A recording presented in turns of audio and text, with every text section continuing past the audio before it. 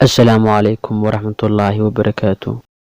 Maanta waxaan jeclaystay inaan nala wadaago sheeko yar oo kooban oo aan rajayn inaad wax badan ka faa'iidi doonto.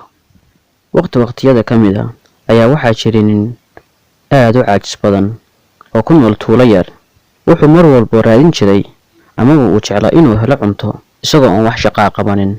Maalmaha ka mid ah isagoo tuulada dhex maraya ayaa wuxuu go'aansaday inuu xado xoogaa tufaax ah oo uu cuno. Isagoo isku dayay inuu soo goosto tufaaxa ayaa waxaa arkay nin beeraley ah, wuxuuna u soo dhaqaaqay dhankiisa.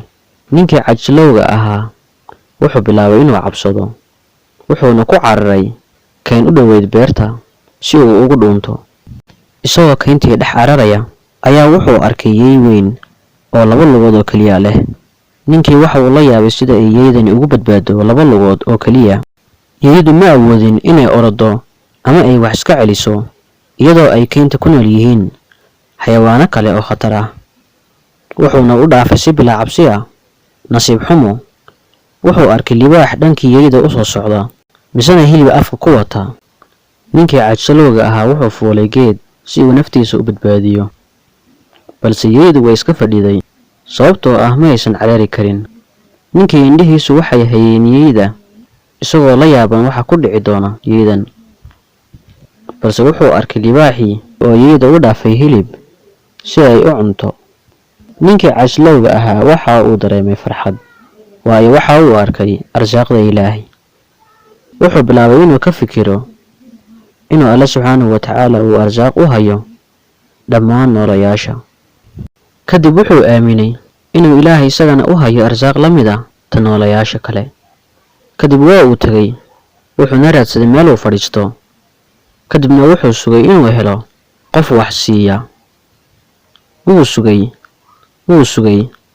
Wuxuu sugayay 2 cisho isagoo aan waxba cunin. Ugu dambeyn wuxuu u adkeysan waayay gaajadii, wuuna iska soo tagay. Wuxuu wadada kula kulmay oday caaqil ah, wuxuuna wax walba u sheegay odaygii caaqilka ahaa. Wuxuuna weydiiyay, ninkaagan caaqilka ahow, Ilaahay waa u naxariistaa yeyda jiiska ah, muxuu aniga igu naxariisan laayahay? Odaygii caaqilka wuxuu uga jawaabay, waa run, Alle arsaaq qof walba waa uu siiyaa, adigu waxaad qayb ka tahay kuwaasi la arsaaqayo, balse waad qalad fahantay arsaaqda. Ilaahay kulama rabo inaad noqoto sida yeyda oo kale, wuxuu kula rabaa inaad noqoto sida libaaxa. Mararka qaarkood waxaan luminaa wuxuu Alle subxaanahu wa tacaala nala rabo, waxaan u qaadanaa si qaldan. Bal ka fikir wuxuu Alle kula rabo inaad noqoto, misana aad maanta ahayn. Haddaba daawade, go'aanku waa dhankaaga. Ma waxaad noqoni caawiye mise waxaad noqoni la caawiye? Waxaan kugu rajaynayaa inaad sheekadan wax badan ka faa'iiday. Haddii aad muuqaalkan muhiim u aragto, fadlan like saar, sababtoo waxay noo tahay dhiirigelin. Muuqaalkan haddaad jeclaysatayna la wadaag asxaabtaada iyo weliba inta aad jeceshahay. Kuna soo biir channelkeena intaan muuqaalkeena xiga ku kulmi doono. Waxaan ku leeyahay ahaw qof togan.